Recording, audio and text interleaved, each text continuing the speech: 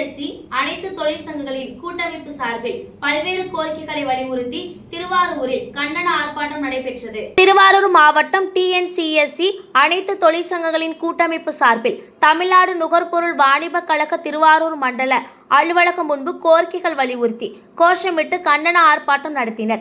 இதில் கோரிக்கைகளாக ரெக்கவரி காரணம் காட்டி கொள்முதல் பணியாளர்களுக்கு பணி மறுக்கப்படுவதை கைவிட்டு பணி முதிர்ச்சிப்படி பணி வழங்கிட வேண்டும். கொள்முதல் சுமை தூக்கும் தொழிலாளர்களுக்கு 60 வயது வரம்பை ரத்து செய்து வலுவு உள்ளவரை மூட்டை தூக்க அனுமதிக்க வேண்டும். வட்டக்கடங்குகள், சேமிப்பு நிலையங்கள், நவீன அரிசி ஆலைகள், திறந்தவெளி சேமிப்பு நிலையங்களுக்கு சுமைப்பணி டெண்டர் விடுவதை கைவிட வேண்டும். கொள்முதல் நிலையங்களில் தேங்கியுள்ள நெல் மூட்டைகளை உடனுக்குடன் இயக்கம் செய்திட வேண்டும் உள்ளிட்ட பல்வேறு கோரிக்கைகளை வலியுறுத்தி கண்டன ஆர்ப்பாட்டம் நடைபெற்றது. மேலும் கோரிக்கைகள் நிறைவேற்றாத பட்சத்தில் வரும் 13ஆம் தேதி காலவரையற்ற வேலைநிறுத்தம் நடைபெறும் எனவும் தெரிவித்தனர். இந்த ஆர்ப்பாட்டமானது ஏஐடியூசி சுமை தூக்கும் தொழிற்சங்க நிர்வாகி சாமி கண்ணு தலைமையில் LPF Baskar, AITUC Chandrakumar, INTUC Pandian, Rajiv Gandhi, ATP Balasubramanian, CITU Annadurai, Raja உட்பட தொழிற்சங்க நிர்வாகிகள், உறுப்பினர்கள் கலந்து கொண்டனர்.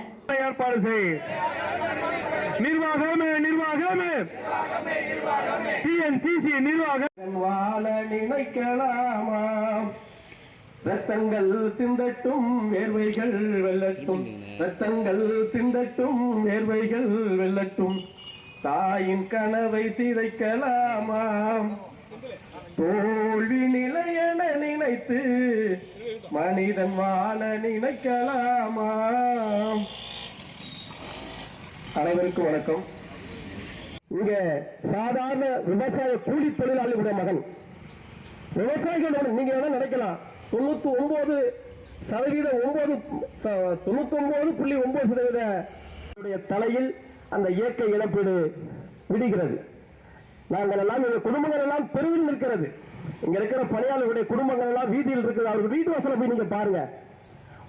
தொடர்ந்து பணி இந்த இயற்கை இழப்பீடு என்பது வருடம் இங்க கூடிய மரியாதைக்குரிய எஸ்ஆர் அவர்களே, மரியாதைக்குரிய எம்கியூசர்களே, நீங்கள் இந்த பாவத்திற்கு நீங்க ஆளாகுவீர்கள்.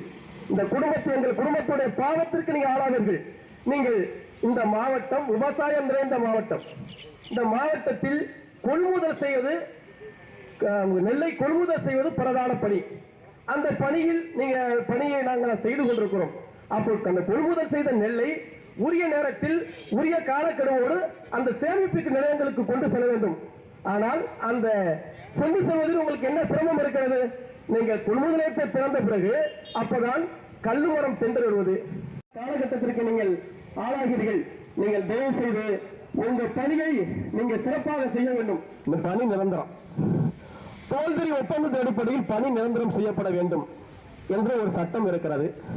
அந்த சட்டத்தின் அடிப்படையில் நீங்கள் பணி நிரந்தரம் செய்யப்பட வேண்டும்.